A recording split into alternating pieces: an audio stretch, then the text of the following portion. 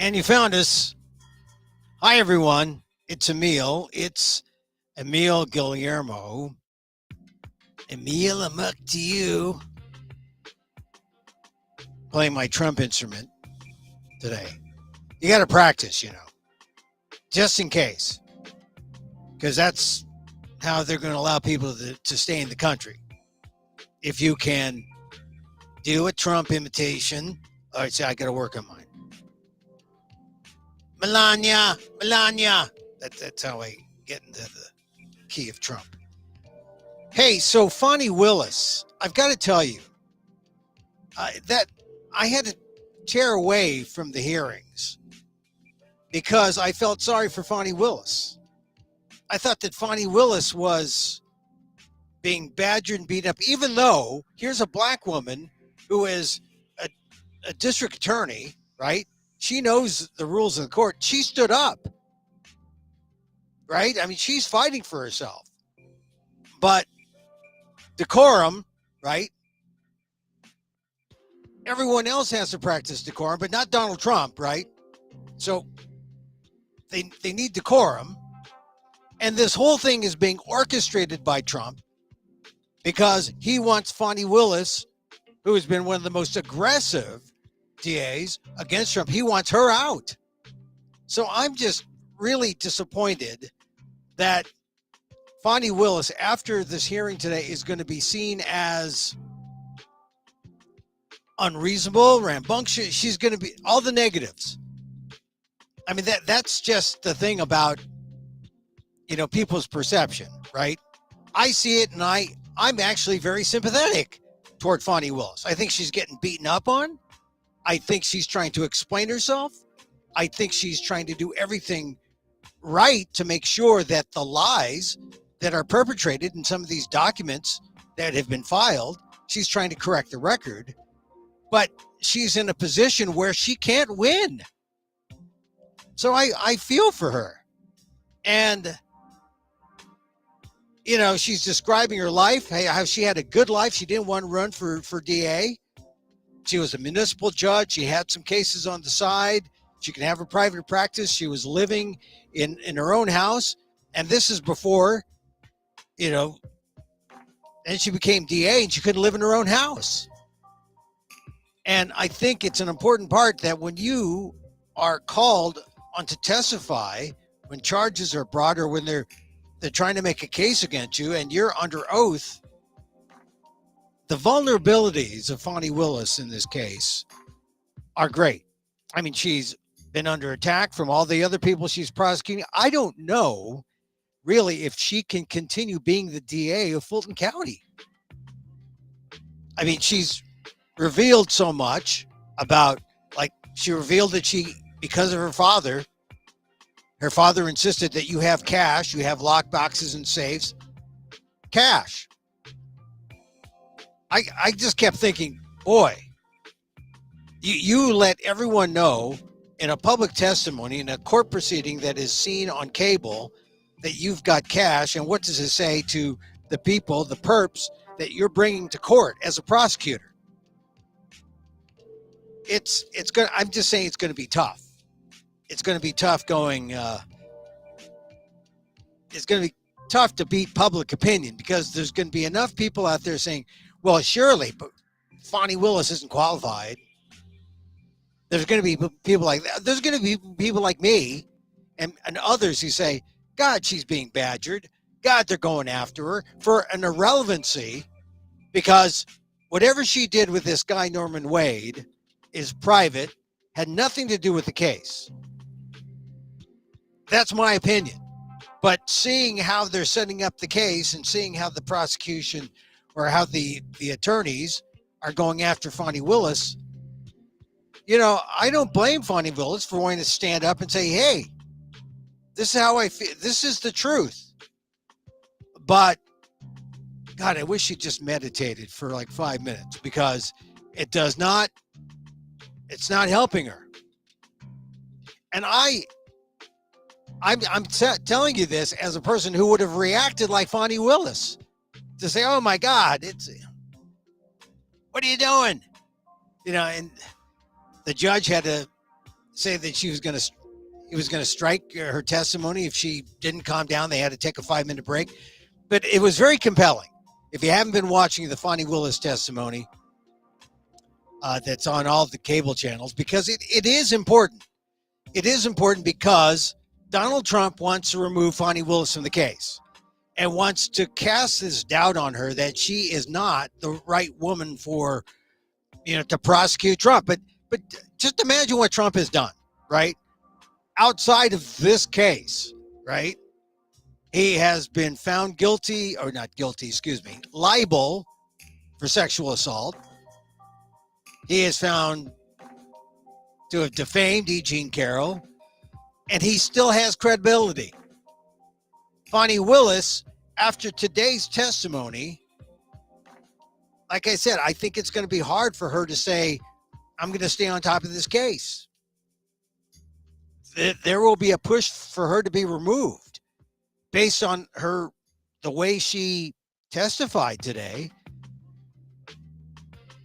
as they tried to keep her on there to badger her and to get her to lose some credibility.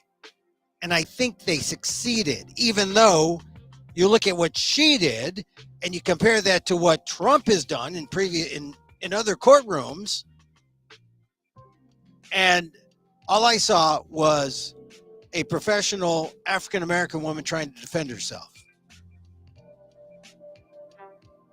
Made perfect sense to me. But maybe to some others, they'll say, Fani Willis out.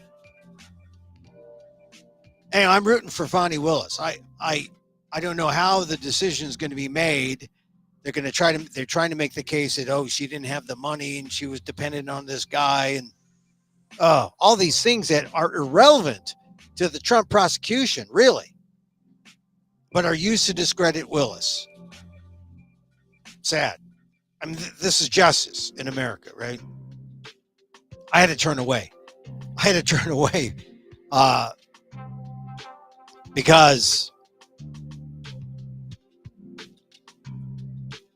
forgive me, I was very, very sympathetic towards Fani Willis. I thought that whole thing was very, very sympathetic toward her.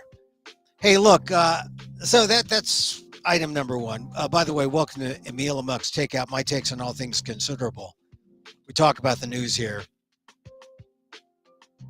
Old-fashioned talk radio. Get on the news, get on the horn, talk about stuff. I'm telling you something. I'm still a little saddened and confused about the Kansas City shooting. The 49th shooting so far in America, mass shooting. Get this about Fani Willis. Or not Fani Willis, but the Kansas City shooting. They identified the DJ. They said she was a DJ. And I was curious about KKFI, right? It's a public station. It's a Pacifica station. And Lisa Lopez Galvin was a DJ there, but it's like a Pacifica station. It wasn't like she's big time Ryan Seacrest playing the hits. She's a regular community person. And it just saddens me that she's there at a community celebration and she's one of the victims. 22 people shot. She's the one who loses her life. It's just sad. Just sad. So I was listening to KKFI today a little bit, and on the jazz show at noon my time, they had a moment of silence. What can you do, right? I worked at a Pacifica station. I worked at KPFT in Texas, in Houston. Done some shows at KPFA in Berkeley. I know what community stations are about, and they're just regular people. No one's making money. They do broadcasting. They do radio for the love of communicating information, news, valuable community information on the public airways, not commercial free. And Lisa Lopez Galvin loses her life. at a public celebration. I'm telling you, we're getting to a point where we may not be able to have public celebrations. We may only be able to have Zoom celebrations. How's that grab you? Oh no, not Zoom celebrations. It may be the only safe way. The only safe way. I hate that.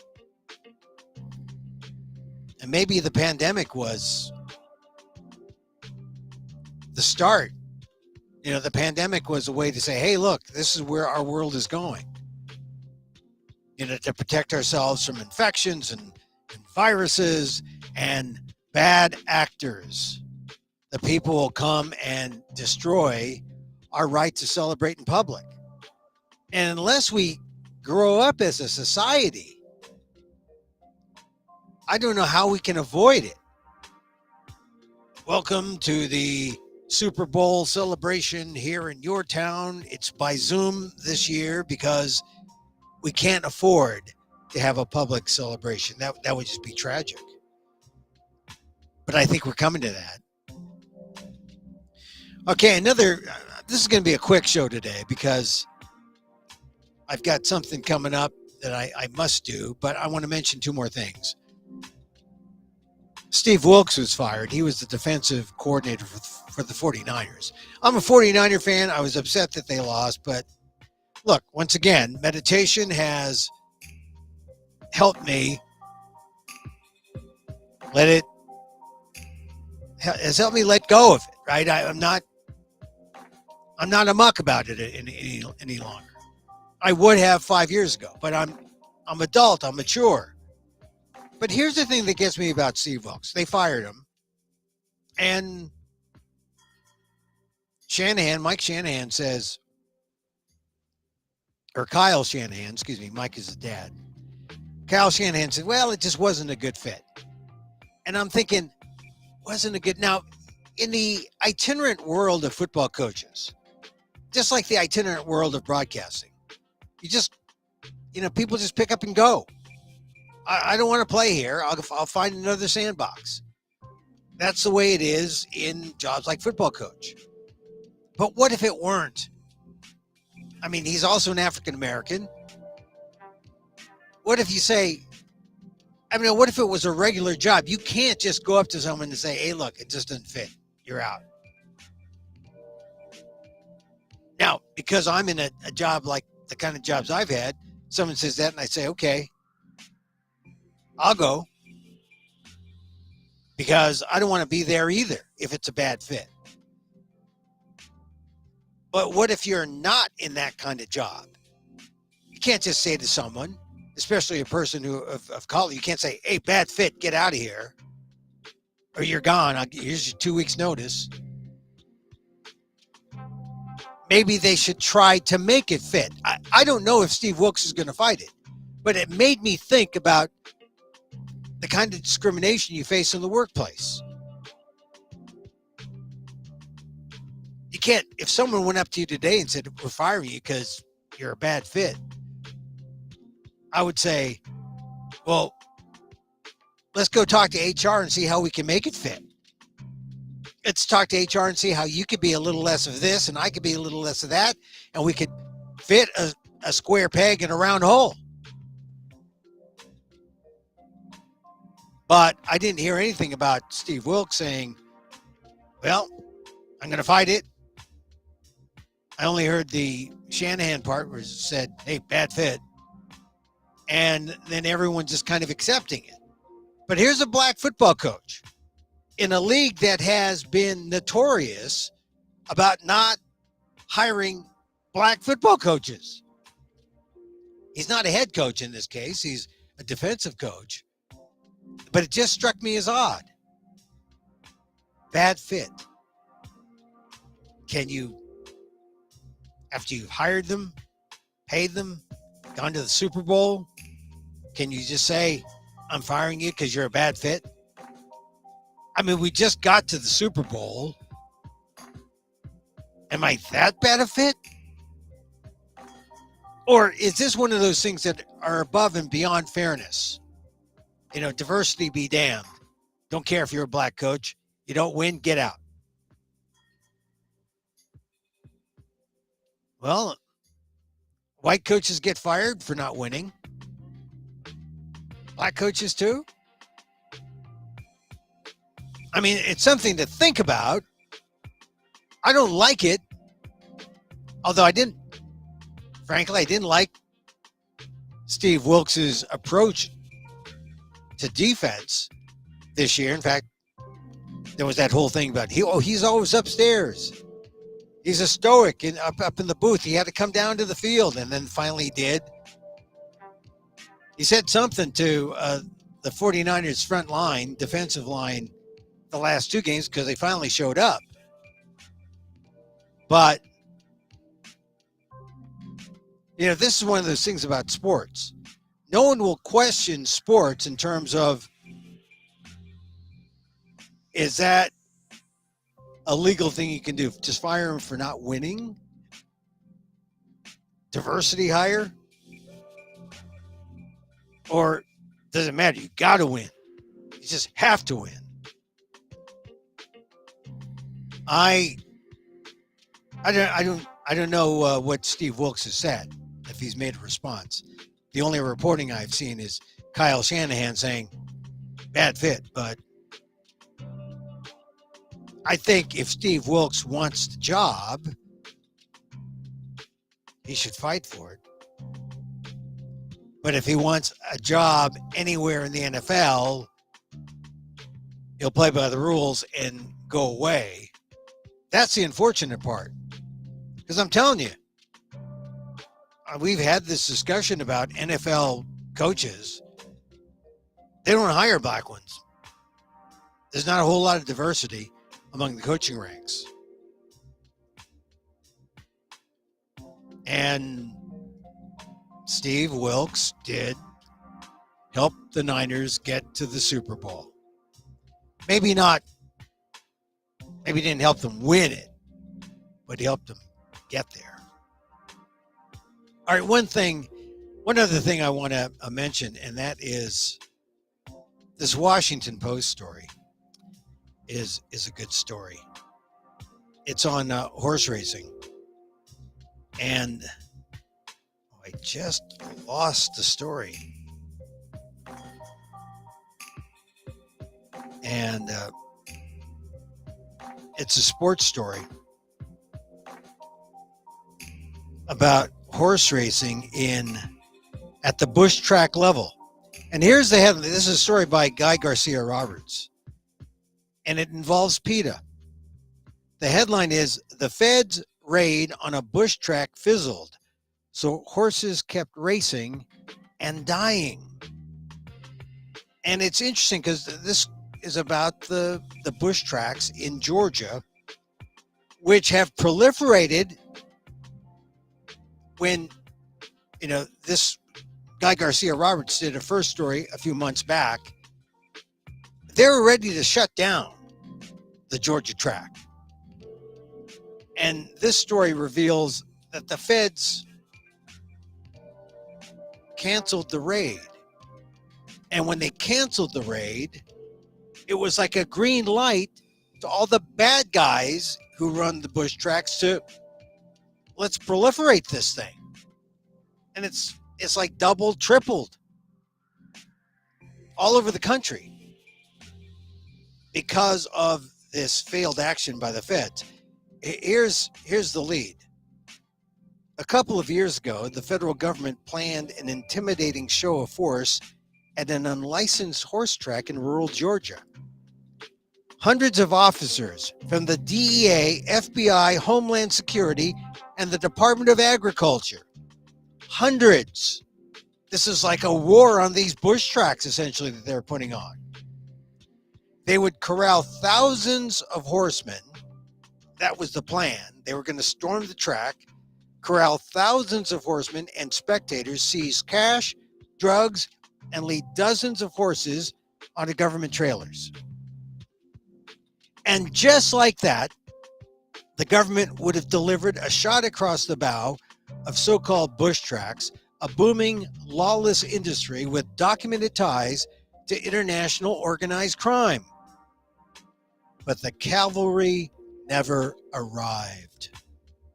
The big race day came and went with no raid.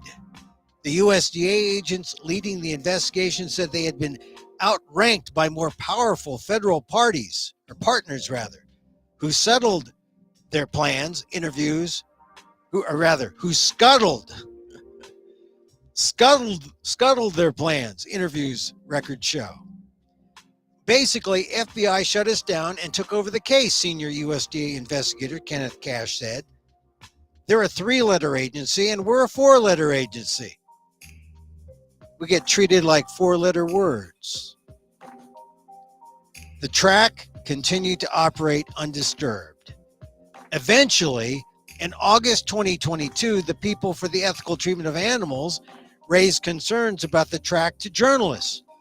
The Washington Post observed horses being injected with syringes, including one found to contain methamphetamine, and jockeys utilizing shock devices.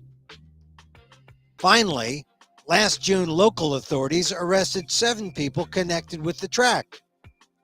But the charges were relatively minor.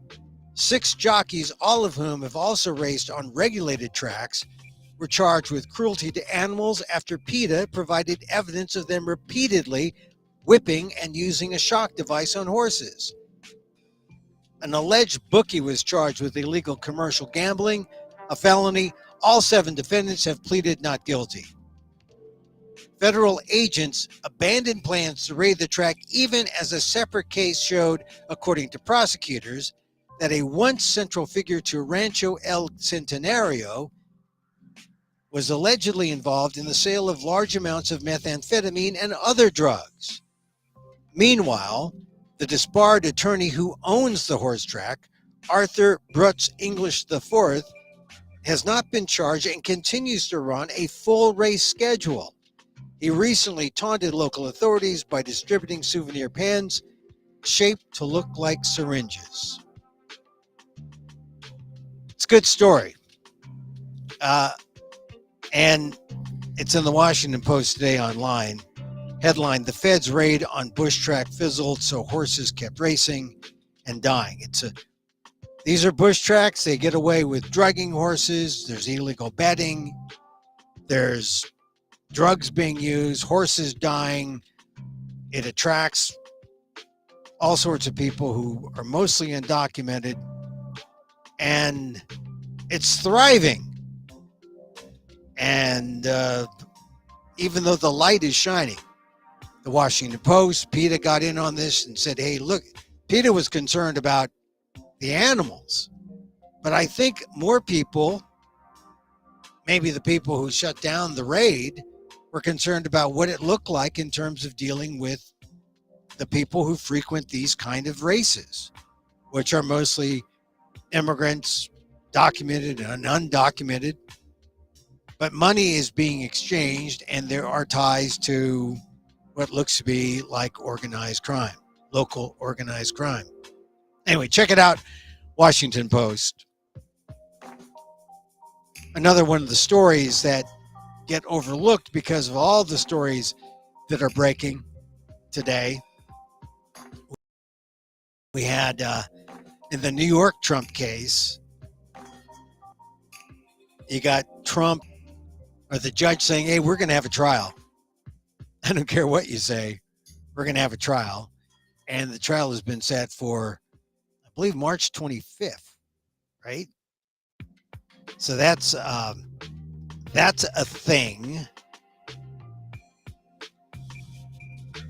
Let me get that confirmation here.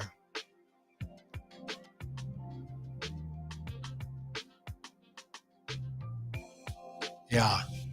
You got Trump's trial on charges related to hush money payments.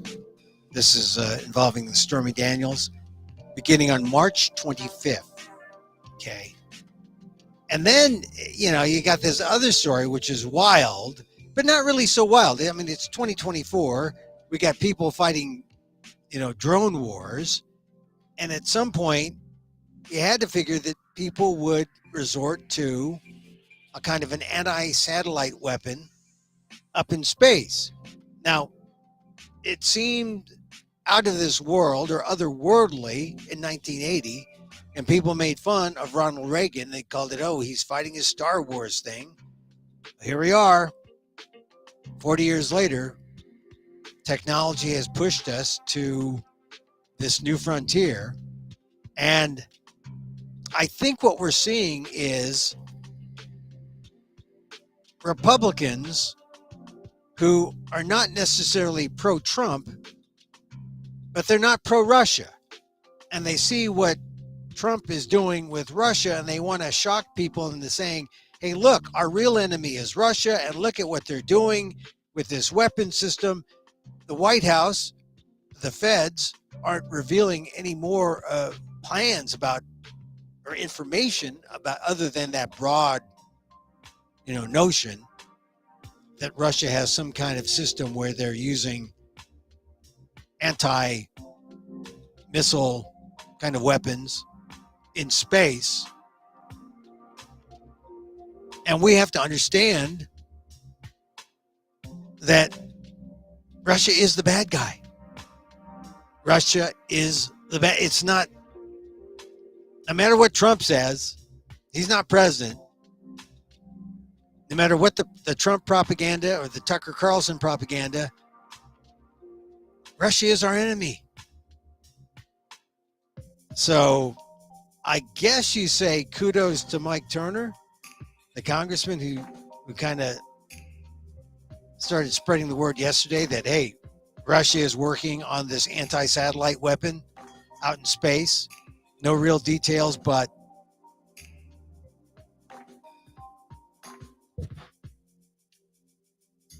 usually it's things like this that help get us together, right? I mean, if you think maybe America is beyond coming together and will stay divided, maybe there's no hope. But if you think that there is a way, we're on the same team, we're fighting the same enemy. The enemy is, in this case, Putin, their anti-satellite weaponry. We got to remember that. And we also have to remember that Russia invaded Ukraine, and the money for Ukraine is important. And supporting our allies is important. And who has been talking trash about our allies and saying Putin can do anything he wants? But this guy Trump, who wants to be president again. And I think the news about the Russia thing was leaked so that people just get a handle on this, what this means when you hear Trump campaigning and saying, oh, Putin, let Putin do whatever he wants. Allies, forget the allies. Ukraine money, forget Ukraine.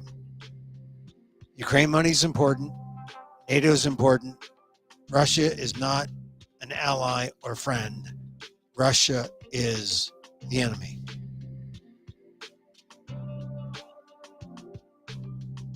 Just to put things in a blunt, straight way.